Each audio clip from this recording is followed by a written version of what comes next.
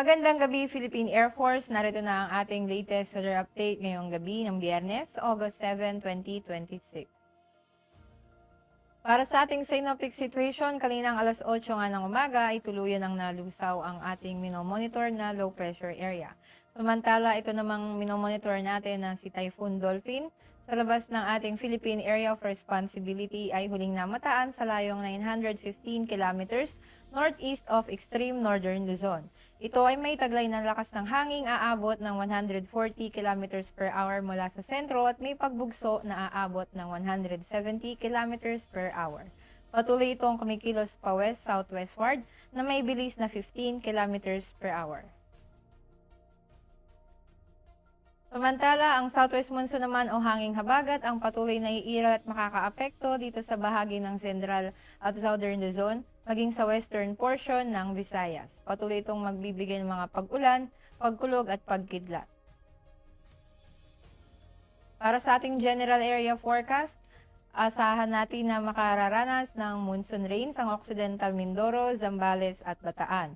Dito naman sa Metro Manila, Ilocos Sur, La Union, Pangasinan, Abra, Benguet, Tarlac, Pampanga, Bulacan, Rizal, Cavite, Laguna, Batangas at Oriental Mindoro at Antique ay asahan natin namang makararanas ng mga pangminsanang pag-ulan.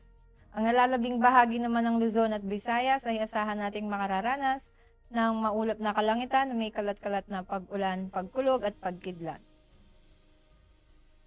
Sa Mindanao, asahan nating makararanas ng bahagyang maulap hanggang sa maulap na kalangitan na may pulo-pulong pag-ulan, pagkulog at pagkidlat.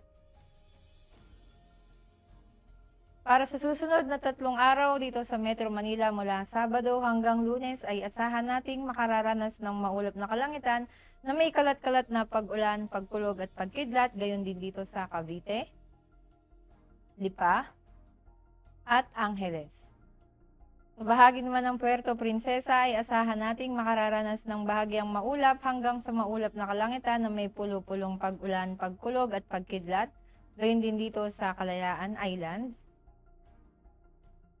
Mactan, Zamboanga at Davao.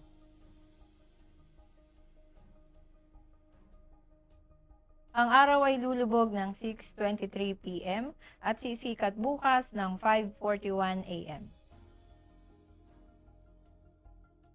Para sa ating moon illumination, meron tayong 34% decreasing.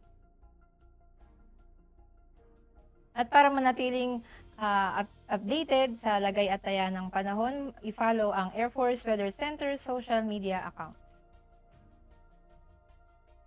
At yan lamang po ang ating latest weather update ngayong gabi sa ngalan ng aming commanding officer na si Colonel Hermelino T. Calubiran Jr. PAF GSC.